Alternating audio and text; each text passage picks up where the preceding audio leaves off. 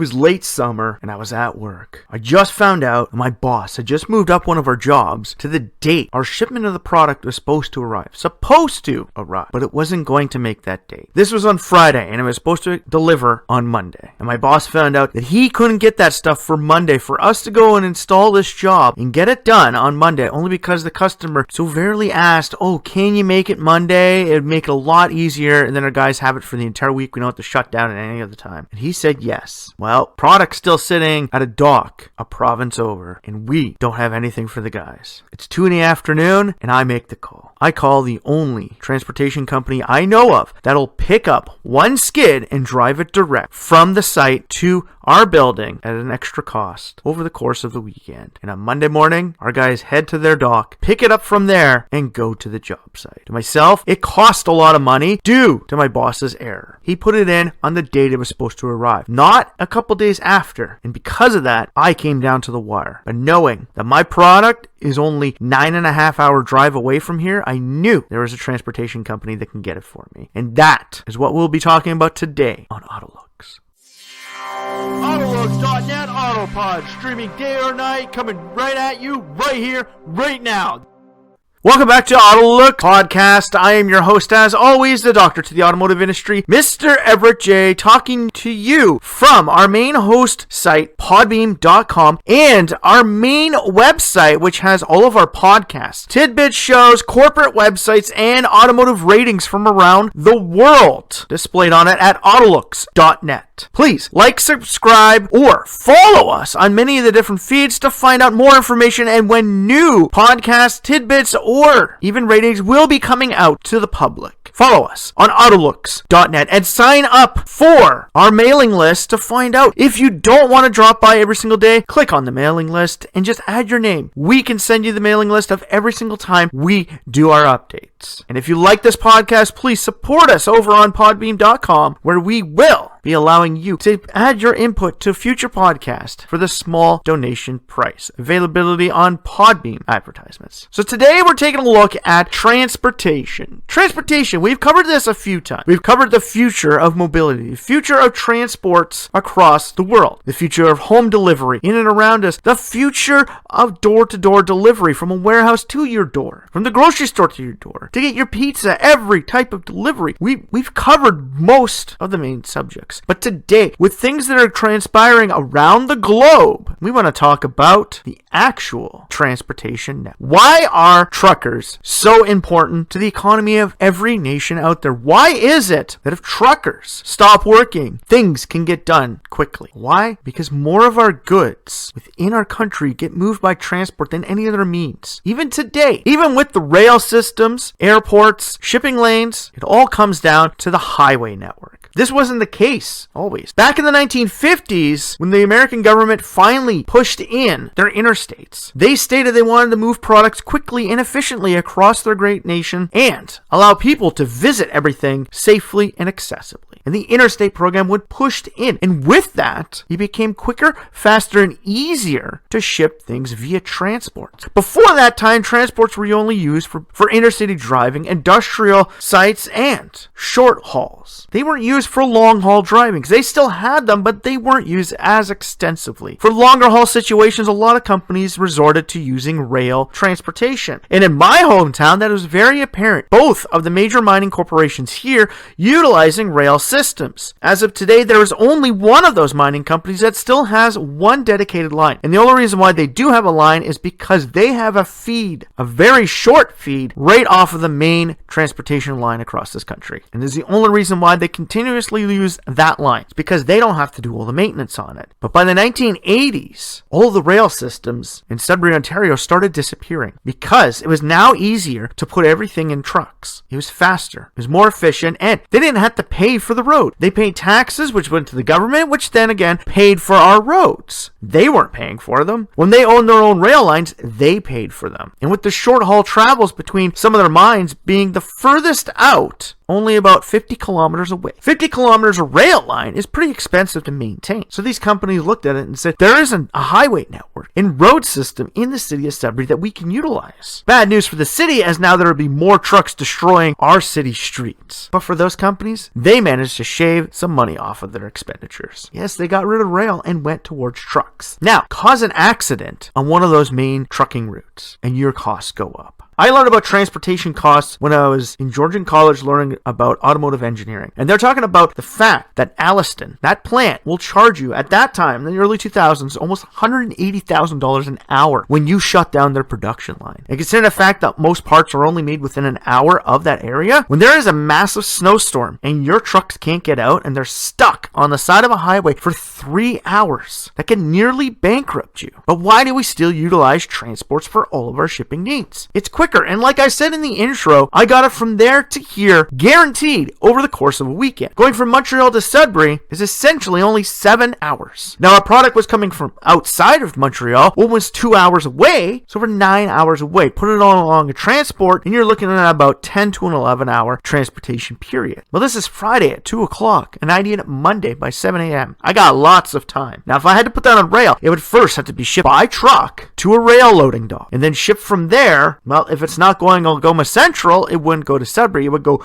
to Toronto, switch tracks in Toronto, come all the way up to Sudbury along a train. Had I just piggybacked it with a standard full load, it would go from its original point to Montreal to Toronto, along our shipping companies up to North Bay, and then into Sudbury. So many docks it switches across. But I needed it quickly. I needed it now. And that is why we used truckers. Like we say, you see them all over the highway. You may get mad because sometimes when they're going up a hill, it's a 2-lane highway, you get stuck behind them if there's no passing lane. These guys are fully loaded, and these trucks are built to pull this. But some hills are just a little too steep. Trucks move goods across this nation. And you have to think about it. Just where I am, there is one bridge outside of Thunder Bay, Ontario. It goes across the Nipigon River. It is the only point of access from the east of Canada to the west of Canada. There is no other road network that goes east-west. There is a bridge in Nipigon. That's it. That bridge got shut down when they first widened it to a new cable stay 4-lane bridge. It broke apart and created an opening, all because it was way too cold, because they didn't realize that you can get wind chills there of up to minus 50. Well, it's on the Lake Superior, and it's in the northern half, where the cold air comes through a lot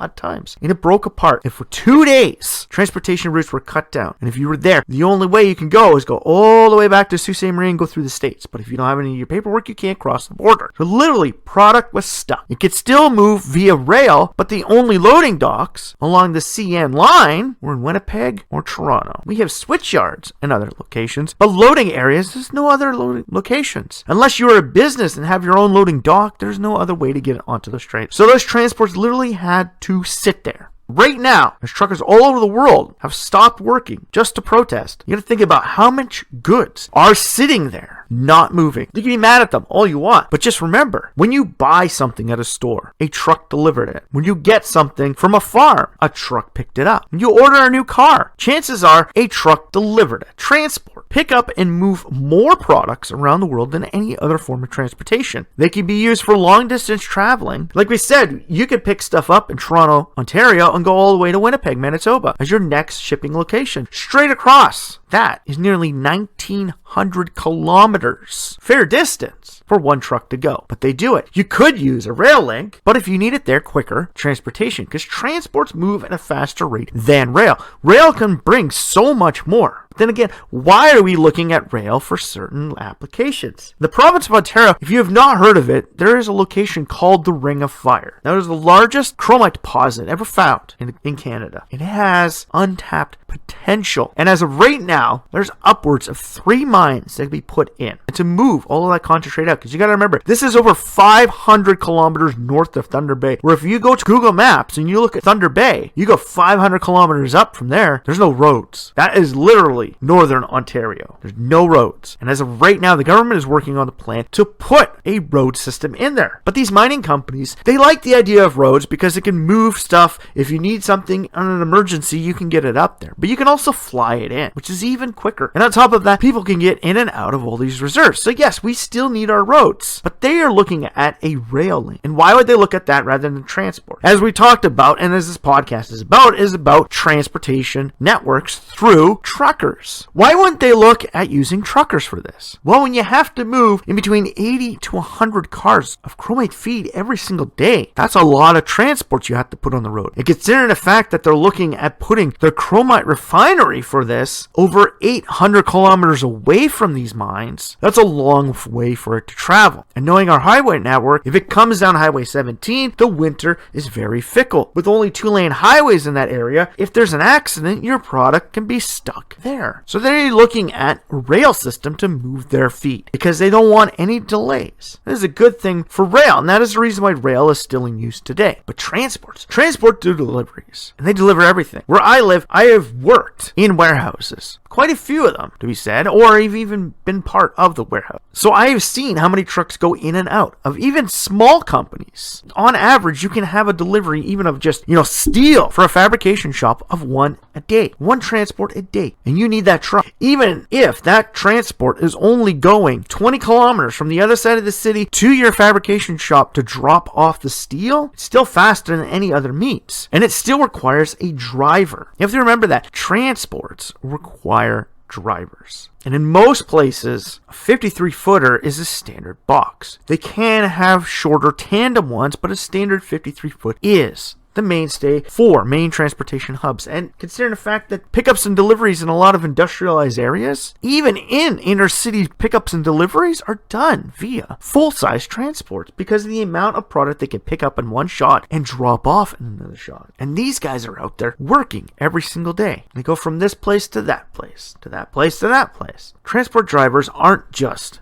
the guys you see in big rigs as well. They're also the guys that have to drive air brake tow trucks, the flat decks. They're equipment operators. Hell, if you consider it, farmers driving major tractors would fall into the same category as truckers. It is a piece of heavy equipment that requires special training. And all of these people stand between you and your brand new iPhone. And like I said, when a snowstorm sets in and the Alliston plant is shut down for an hour, they charge you. Their product is not there. So think about it. When the line of transport stops, how do you get your products? In an emergency, you can use an airplane. But if the closest airport to your business is a long ways away, or it's an oversized piece of equipment or machinery or just a big product, some of them can't get on airplanes. Not for short hauls. So how are you going to get it there? Out in the western part of Canada, on the major fields, out between Manitoba and Alberta, there's not a lot of travel. You have transportation links with transports. Then you have trains, and then you have planes, but there's no waterways. See, in Ontario, we have waterways. So it all else fails, as long as you're close to a docking station, you can put it on a ship and get it out of here. Then you got rail. Then you got transportation. Then you got airplanes. But when you shut down the trucks, then you're forced to use the other methods to ship it. And like we said, transports became more and more heavily used ever since the 50s, when major transportation infrastructure was upgraded for more ease and accessibility of products. Where I'm sitting right now recording this podcast is literally less than a block away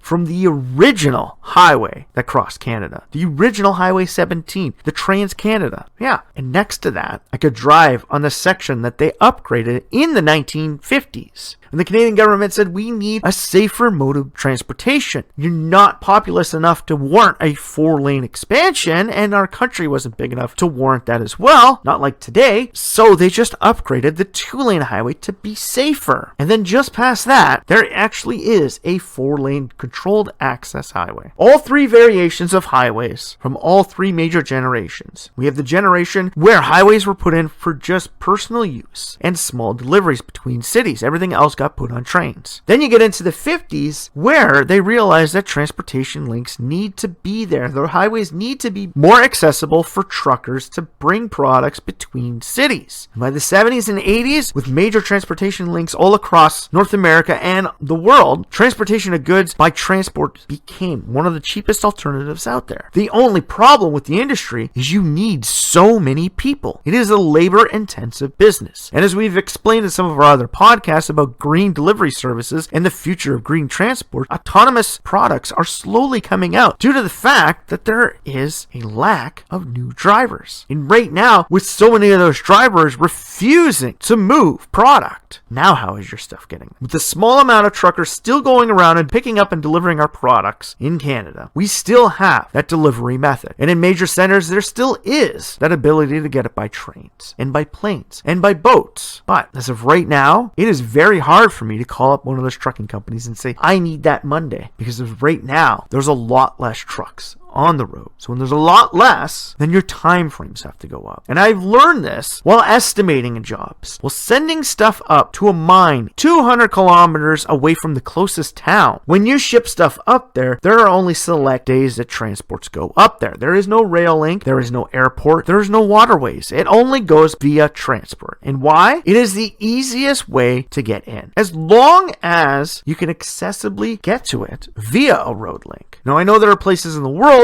where if you look at places like Northwest Territories, where they have fly-in mines, where they have to bring stuff in on planes or wait until winter. Just look at ice road truckers and you'll understand what transportation drivers go through. Winter is a pinnacle point for them because when things don't move in the super cold weather of winter, which allows rivers to freeze up, bogs to freeze over, and the ability to make ice roads without having to tear up, build a complete base, and maintain it. Nothing moves. Moving these pieces of equipment into some of these mines way out in the middle of nowhere without these winter access roads and transportation links provided by truckers. You don't get stuff on the ground. Sure, you can fly it in, but are you going to build an airport big enough to land an airplane big enough to carry a 5-ton dump truck? You can get that dump truck shipped in pieces, but even still, are you going to build an airport big enough to bring that in? Or are you just going to wait until winter? You properly organized to get everything shipped. Through all my years and all my different jobs, I have dealt with truckers on many different occasions. From being a shipping receiving clerk to a warehouse manager to an estimator, I have seen it all. I have seen how the transportation network, and I have also seen it when one major part of a transportation network is shut down, how much it increases your delivery times. And with the shutdown of the Ambassador Bridge for nearly a week and an appraisal of nearly $600 million in lost shipments, you can start to see how valuable transports are to the world economy. Not just North America, to the world economy, because everywhere uses transports. So when you're out on that road and you see a trucker, thank him. Thank him for nearly every single product you have on you, for the snack you're eating, the coffee you're drinking as you're driving next to him, the clothes you're wearing, the vehicle you are driving in, and the electronics that surround you. Most likely, more of them have been delivered via a transport than any other mode of transportation. So really, when you think about it, transports are one of the most vital links to moving products worldwide. And when you take them out of the equation, what starts to happen? So in all, just thank a mother trucker for delivering your product and all of the goods that you have. Transports are a vital part of the transportation network. And they're a big part of the auto industry. And with more things getting delivered to homes, as more and more people work from their homes, this transportation network is becoming more vital to the economy around us. The only problem right now is, with a lot of them not working and a lot of them standing up, companies and even governments are starting to look at autonomous technology. Similar to that, how Japan, a long time ago, realized that they didn't have enough workers and moved heavily into robotics. When you don't have enough workers to support it, you look for another means of moving it. And that's where autonomous technology is slowly going to start to impact the transportation networks and the job of a trucker. It's a hard job. Long hours, short deadlines, aggravating clients, annoying customers, very bad conditions, because you have to go through anything. And when you consider it, when you're on the road for that long, cheap motels and truck stops aren't really the best place in the world for you to spend your time. But that is the life they lead. They're out there picking up TVs in Los Angeles and driving them to an Amazon warehouse, which will soon distribute them along their own transportation links to stores and people all over America. And most of that will be done via a transport. Truckers have it hard when you think about it. They deal with people on highways, cutting them off, getting pissed at them because they are taking up space on the roads. And everybody believes that if we move everything to rail, we could save so much space on our roadways for cars. But the unfortunate fact is, unless rail and air become more cost effective and in more places for shipments. Transportation networks via transport trucks will still be the main delivery method. So in the end, AutoLooks takes a look at truckers, those hard-working mother truckers who are out there every day fighting through traffic, driving through horrid conditions, and meeting those tight deadlines because your boss made a mistake on the install date and put it for the delivery date. They now have to work hard to get you your product so you can get back to working hard. Like I said, go out and thank a mother trucker. So in the end, why do we need transports? Like we said, they pick up and deliver every single product that you require and that you own. Transports are a vital part of the transportation network out there. It all flows down from the top of airplanes and cargo ships all the way down to these small micro delivery cars. Hell, even down to pedal bikes with inner-city deliveries. From the biggest thing to the smallest end. What's in between is what counts the most. So if you like this podcast, please like, comment, share, or follow us on many of our different host sites. And if you would like to find out more from AutoLooks, go to the AutoLooks.net website and sign up for our mail. Get some emails. Find out when the new podcasts come out and find out all the information you need to know about the automotive industry. And while there, check out our corporate websites. Big or small, we have them all, corporate websites from around the world on AutoLooks.net. And for myself, the doctor to the auto industry, Mr. Everett J himself, strap yourself in for this one fun, wild ride that these mother truckers are gonna take us on.